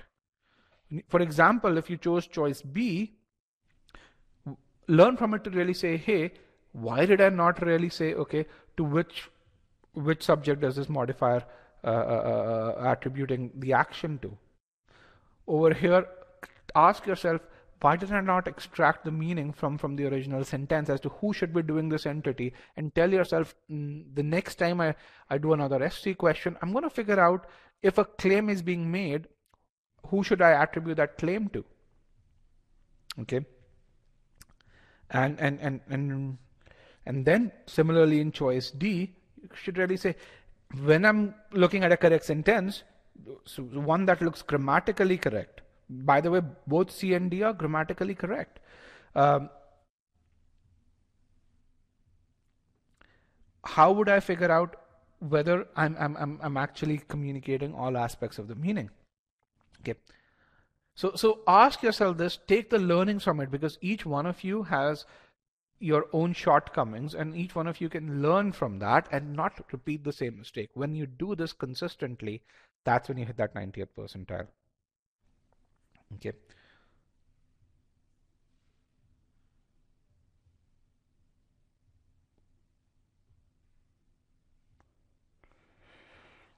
All right. What's the level of this question? It's a 700 level question. Yes. I think the question that you're asking is not the right one to begin with. I mean, it's a 700 level question. Some people really say, oh, 700 level question, I got it wrong. That's okay. But if you have that attitude, you're not going to get to that at 740, 750 anyway. Why? Because rarely, you could have made the same mistake in a 600 level question as well. Why is choice A wrong? Choice A is wrong because you have missing subjects for verbs over there. So this is really, really important. You've got to be able to see the various constructions that are present in just one SC sentence. If you go to our YouTube channel and you see we post 1 or 2 fresh questions, actually we post about 4 or 5 fresh questions every week over there. You see the kind of analysis that we do. We also post solutions to official questions. You see the quality of analysis, and you'd really see the causality that we get to and how that helps you improve with just one solution over here. Okay, make sure you do that. That's something that's really important.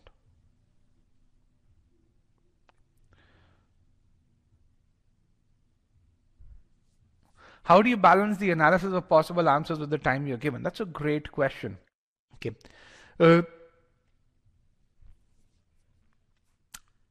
How long do you take to actually? So it's a really good question. I'm going to actually draw a parallel to answer this question over here. When you go to a business school, you learn how to make multi-million-dollar decisions. What's the length of your learning at a business school? I mean, how long is a B school typically?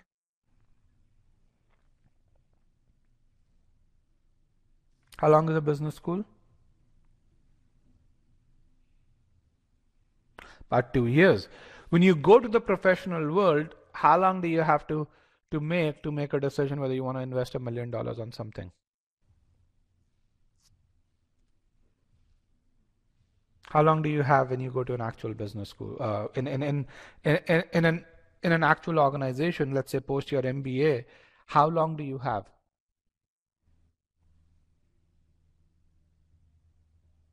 Typically, if you want to invest $1 million, that decision could be done within a few days to about a month or so. Bottom line is a lot less than 2 years. Would you all agree?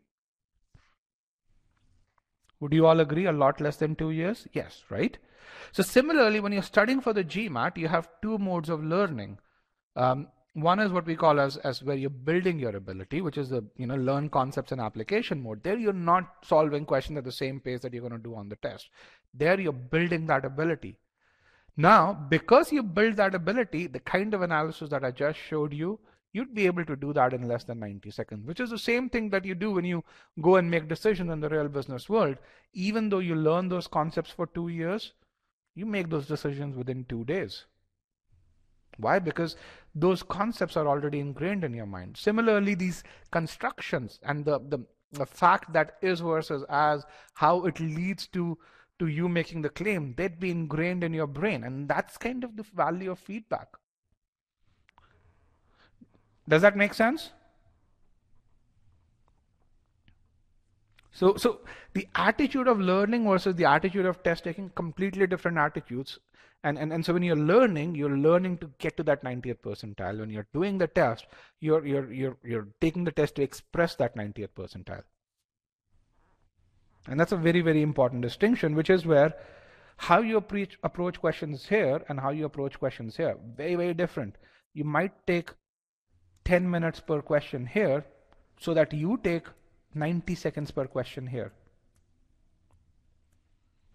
But if you don't take 10 minutes per question here, you might end up taking 3 minutes, because why do we take longer while solving questions? Does anyone know? Why do we take longer when we solve a certain question? The reason we take longer is because we do back and forth between the question stem and the answer choices. The reason we do back and forth is because we can't figure out a definitive error, right? You end up reading many times. Why do you end up reading many times? Because you can't figure out what's wrong. On the other hand, if you take 10 minutes over here in that learning concept and application phase, if you kind of revise the concepts that are relevant to you twice or thrice, which is where you need that feedback, you will know what is right versus what is wrong, which means when you get to this stage, you'd be able to figure out, what's right versus wrong, and you would only need 90 seconds. Okay. So that's why taking these 10 minutes over here, that's really important. So And this is, and for how many of you this is an advice that you've heard for the first time? Take 10 minutes on a question. Don't worry about time. Worry about learning.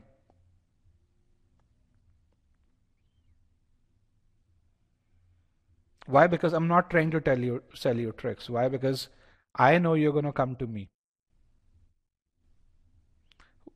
If you go on GMAT Club, and GMAT Club reviews are, the most pure reviews. Why? Because you need an actual score report link from MBA.com to verify those reviews. And you look at the frequency with which reviews are posted for e-GMAT. Just in 2021, we've had 40 reviews posted for e-GMAT. If you look at on the verbal side of things, we account for 90% of all reviews on the verbal side of things. If you look at Quant, we account for about 45% of all reviews on Quant. Okay. Just 40 reviews. Most prep companies don't get 40 reviews in 2 years if you go to if you look at GMAT Club over there. And it's because of this advice, because we ask you to focus on learning, which is why we have these success stories, which is why we have those success stories on YouTube. Our students are passionate about it, and they don't have a problem, doing an interview with us on Zoom. So coming back to how do you get to that 90th percentile, it's about building that right foundation, spending those 10 minutes, learning the right methods, not using splits, and then refining where you need reinforcement. And feedback's really important. Without feedback, you're not going to be able to do this. At e-GMAT, we are about 42 people who work full-time on helping you as the GMAT. No other prep company has 42 people that work full-time. About 70% of our time is spent in building technology and content. And so that you guys get the right feedback. Without technology, content is not as useful. Okay. Why? Because you need to achieve this perfection in all areas to get to that 90th percentile over there. So you guys are talking about what are these feedback points over here, and how do you do that? So let's kind of look at these feedback points. I'm going to talk about in the context of two students. This guy was already at a good ability score. He went to a great ability score. He's gone to GSP Chicago.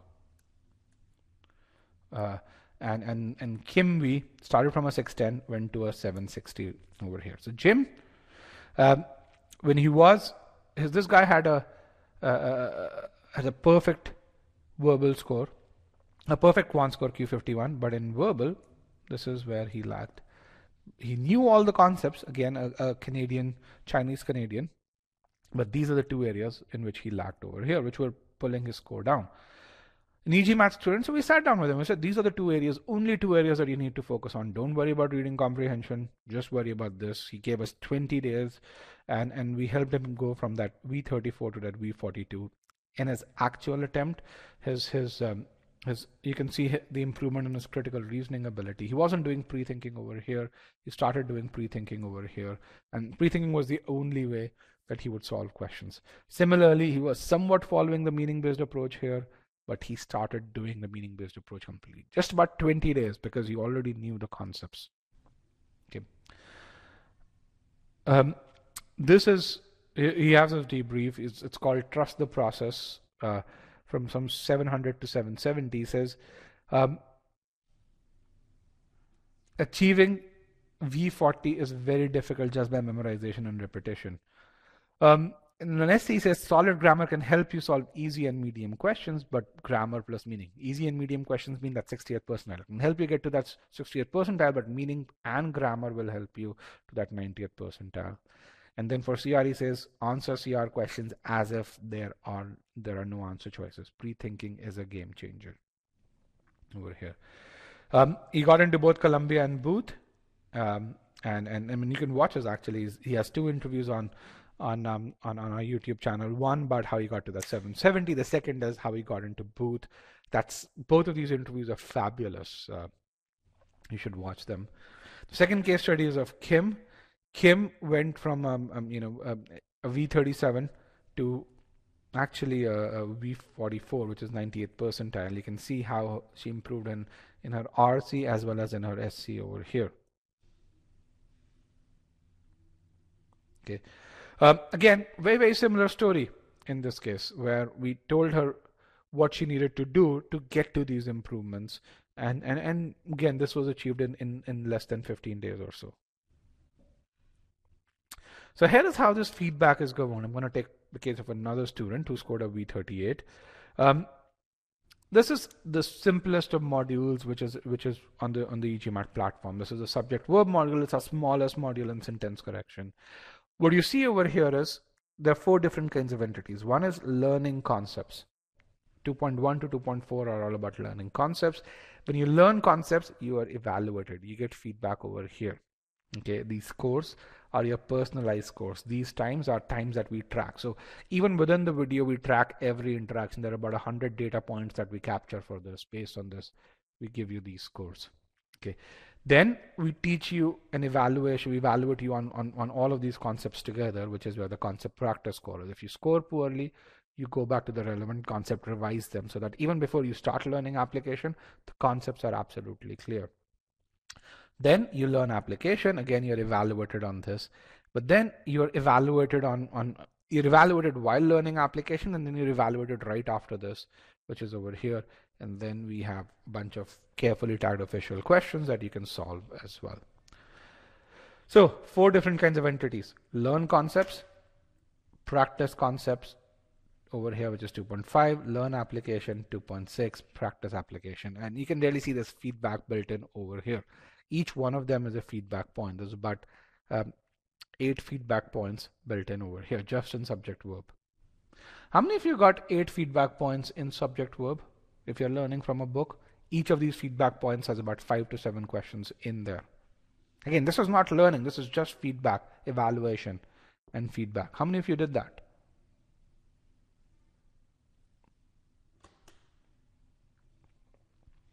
How many of you had 8 distinct feedback points in subject verb when you were studying subject verb using a book? No, you don't. You need technology. You need to build technology to be able to do this. Verbs module, slightly more complex than this, and this is the value of feedback. Okay, the first thing that you see over here, and I'm going to make this full screen, is difficult concepts. We can track how much time you're spending, and he spent a good amount of time. Okay, this verbs practice quiz, he scored 64%, but he actually revised his concepts. Okay, how do we know this? Because we went in over here and we can see that he's bookmarked questions. Remember, one feedback is built on a combination of all of these questions here. Okay, so because he took that feedback and because he took that corrective action, he was able to do well in the practice quiz over here. And this is for him what he said. For me, the biggest thing in SC was application of concepts. He had the knowledge, he knew the concepts, but he wasn't able to apply in his first 2 attempts, which is why he didn't get to that V38 score. But then once he learned how to apply those concepts, once he learned the meaning-based approach, he was able to get to that V38. Okay. Does that explain to you this is a feedback point just in the learning phase?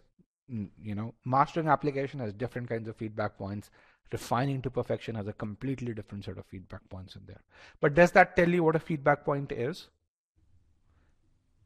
Does that tell you how each one of you it fixes, you know, your weaknesses individually over there? So again, if you're an e-GMAT student, make sure you understand what aiming for that 740 or 760 or 800 score actually means, and take responsibility with regards to studying seriously for it. You should have this personalized study plan. You should make sure you understand the 3 stages of learning, and you should understand which stage you are in. You should also attend these onboarding sessions. I mean, it's a 40-minute long session. You would love this, and trust me, you'll see many such students who are attending these sessions, and you'd really know, okay, you know, you'd see the common problems that people face, and you'd see the best solutions that we've created for you guys. You'd also see the customer success team. It's a sort of dedicated 4 individuals who work full-time in helping you excel on the GMAT. Okay. If you're someone who's not an e-GMAT student yet, take a Sigma X mock, get your starting abilities, build that study plan, and then have those metrics with you. Okay. With that, I want to make sure you understand that when it comes to excelling on the GMAT, you've got to build ability.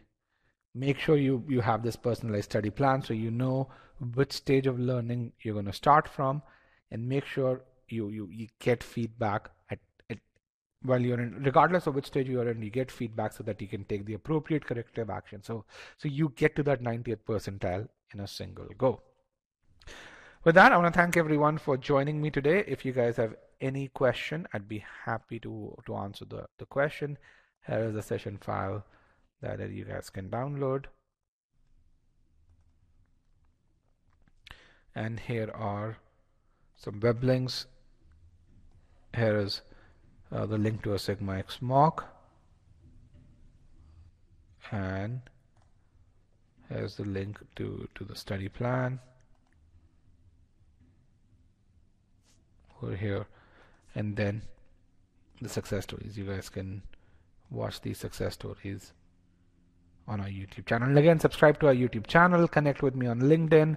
We post updates on both these channels over here. We don't post as many questions on LinkedIn, but we post a lot more MBA updates on our LinkedIn. We post a lot more GMAT related updates on our YouTube channel. Okay. All right. How many hours a day of study? How many hours a day of study is good? Typically, so there's no good or bad. Let me just say this. It just depends on how many hours you can get.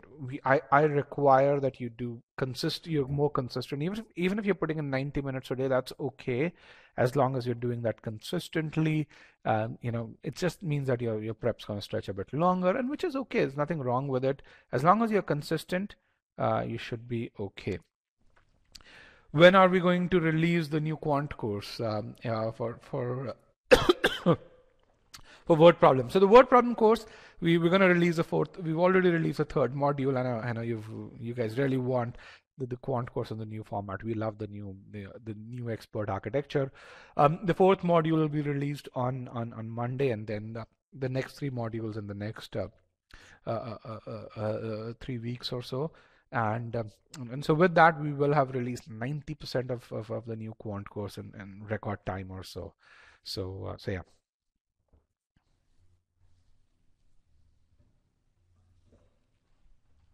If you've already exhausted the content on e-GMAT, any solutions, so it depends. So if you've not taken the Sigma X mock, every Sigma X mock on the verbal side has about 100+ questions. So when you take a mock, you get about 70 questions per mock. That's about 350 more questions. We'll also be releasing about 50 verbal questions a week for the next 2 to 3 weeks or so. So yeah, stay tuned for that as well. Okay. So you'd see about 50 questions being released every week, I think starting Tuesday or Wednesday. So you'll have those. But frankly, don't exhaust questions on the platform. The fact that you're exhausted means that you're learning, you were learning the wrong way, because most of our students use at the most 50% of the questions that we have. Okay. Do you have a 700 to 760 plan? How long does it take? Yes, we do have a 700 to 760 plan. In fact, depending on where you are, you probably need, there are about 10 plans that exist. We have to figure out which one's the most relevant for you. Write to me at rajat@gmat.com. I'd be happy to help you, or one of our GMAT strategy experts. It probably won't be me. Be happy to help you with building that plan. All right, guys, with that, if you have no other questions, then I thank you for joining me today, and I look forward to seeing you on e-GMAT. Also, anything for someone who's coming from CAT mentality to the GMAT. If you're coming from CAT mentality, don't take a ton of mock tests. You study for the CAT, you guys end up taking a ton of mock tests. Doesn't work on the GMAT. It's super, super counterproductive. Focus on learning rather than practicing questions. People who come from a CAT background, they practice a ton of questions. They don't focus on learning content. They focus on getting fast. They focus on tricks. Take that focus away. That's my piece.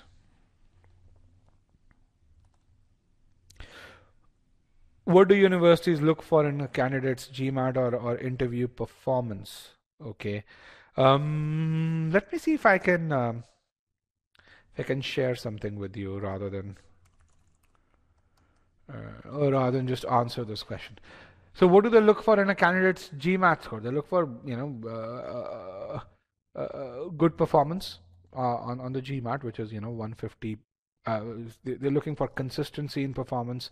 They're looking for a balanced quant and a balanced verbal score. So quant at least a Q48, on the verbal side at least I would say a V37 or a V38 over here. So that's something that I would recommend that you do. And if you have a 760, you can get to scholarships as the student has. Interview performance, clarity with regards to post MBA goals, clarity with regards to how you got to where you've gotten in your career in your till date. Those are the two things that they look for.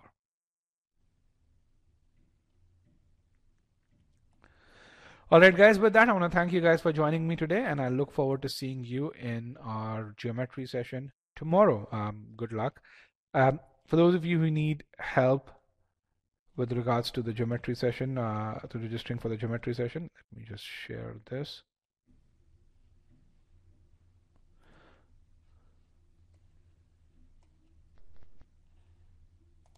Here are links to the geometry session. If you click on register now, you should be able to get to it. And then you can get to MB Analytical through here. All right. Thank you very much. And I look forward to seeing you on e-GMAT.com. Happy learning, guys.